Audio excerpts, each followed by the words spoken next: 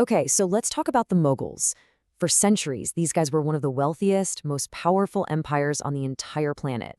So the big question is, how did it all come crashing down? Now, if you're gearing up for your Cambridge O-Level Pakistan Studies exam, you know this question is a huge deal. It's right at the heart of the syllabus. So in this explainer, we're going to break down all the causes, piece by piece, to give you everything you need to absolutely nail that question. Let's dive in. Right, so before we get into the collapse, you've got to understand just how high they climbed. We're not just talking about an empire that was rich. I mean, this was a dazzling global center for culture and art. They gave us incredible wonders like the Taj Mahal, things that still blow our minds today. This was a massive, sprawling superpower that seemed totally invincible, with unbelievable wealth and land. And that brings us right to the main mystery. How on earth does an empire that big, that powerful, just fall apart? Well, here's the thing. It wasn't just one single event. No, it was more like a domino effect, a whole cascade of failures from the inside and attacks from the outside. So we're going to put on our detective hats and investigate exactly what happened. So here's how we're going to tackle this. First, the empire at its peak. Then we'll zoom in on a key figure, Aurangzeb. After that, the internal mess, the external attacks, and finally how it all ended. Sticking to this structure, by the way, is a fantastic way to frame your exam answers. Just a little tip for you. All right, Section 1, the mighty Mughal Empire. But here's the twist. It was an uncontrollable behemoth.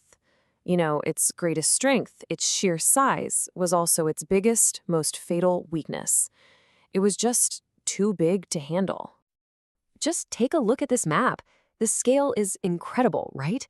Under Aurangzeb, the empire stretched, well, pretty much over the entire subcontinent. But now, try to put yourself back in that time. There's no internet, no phones, not even a telegraph. A rebellion could be raging for months before the emperor in Delhi even heard a whisper about it. Can you imagine trying to run a place that huge? It made controlling everything an absolute nightmare, even in the good times.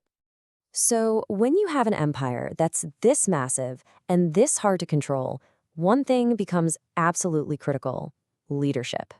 And that brings us to our next section, and a really key figure, Emperor Aurangzeb. Here's the paradox. The empire was physically at its biggest under him, but his policies, well, a lot of historians say they planted the very seeds of its downfall. You can think of Aurangzeb's reign as having this massive two-front problem, and I'm not just talking about geography. On one front, you had his internal policies. He brought back the jizya tax for non-Muslims and destroyed Hindu temples.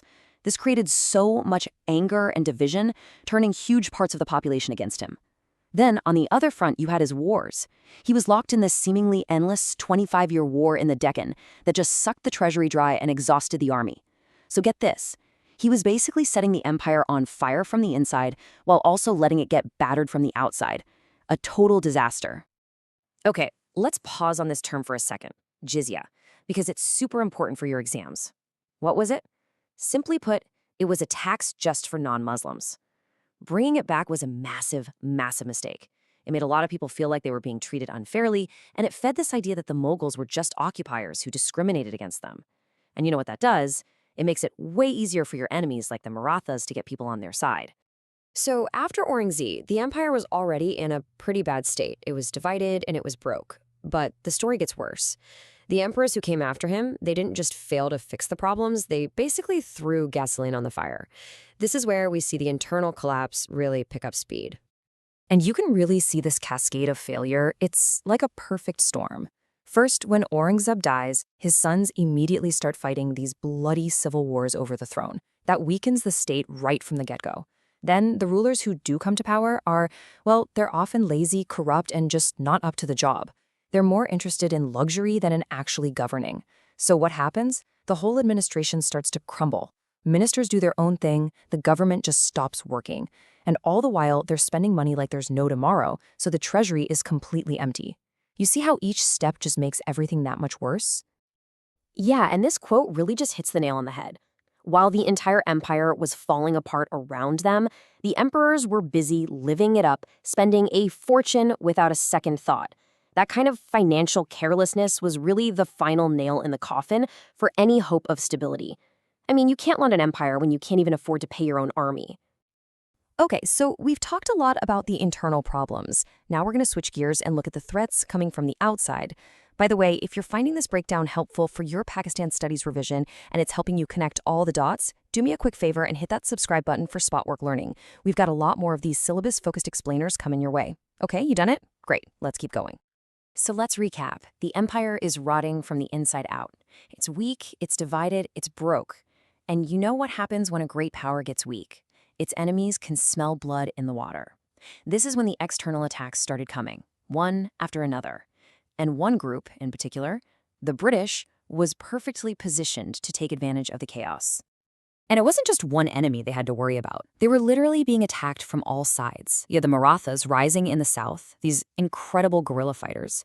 You had the Persians and the Afghans constantly invading from the northwest. And then, quietly, methodically, you had the British East India Company just gobbling up power and land. The empire was being ripped to shreds. Now, if you're going to remember one date from this whole mess, make it this one, 1739. This is the year the Persian leader Nadir Shah just marches in, sacks the capital city of Delhi, and leaves with an unbelievable amount of treasure, including the famous Peacock Throne. This wasn't just a robbery, it was a message to the entire world. The Mughal Empire was not invincible anymore. That magic was gone, forever. So why were invaders like the British so ridiculously successful? Well, this slide breaks it down perfectly. Look at the Mughal side. Their military was a shadow of its former self, full of infighting, using outdated weapons. Now look at the British. They're riding the wave of the Industrial Revolution. They've got modern cannons, better guns, and a highly organized, disciplined army. It wasn't really a fair fight, was it? It was like bringing a sword to a gunfight. And that brings us to the final chapter, an empire's end. After everything we've talked about, hollowed out from the inside, battered from the outside, the Mughal Empire was basically just a ghost of what it once was. The end wasn't a question of if, but when. You can see the final blows laid out on this timeline. 1757, the Battle of Plassey, boom. The British get control of Bengal, the richest part of the empire. Then, by 1803, they literally just walk into Delhi and the emperor becomes their puppet. The final, official nail in the coffin comes in 1857, after the War of Independence. The British exiled the very last Mughal emperor, Bahadur Shah Zafar, and just like that, the dynasty is over. So let's wrap this up with a thought, and this is absolutely key for those big 14-mark essay questions on your exam. Just listing all these causes isn't enough. You have to analyze, you have to argue. What do you think was the most important reason? Was it Aurangzeb's policies that started it all? Or was it the useless leaders who came after him? Maybe it was just the unstoppable rise of the British. Or, and this is the big one, was the whole thing just doomed to fail the moment that first domino fell? That's the level of thinking you need to bring to your exam.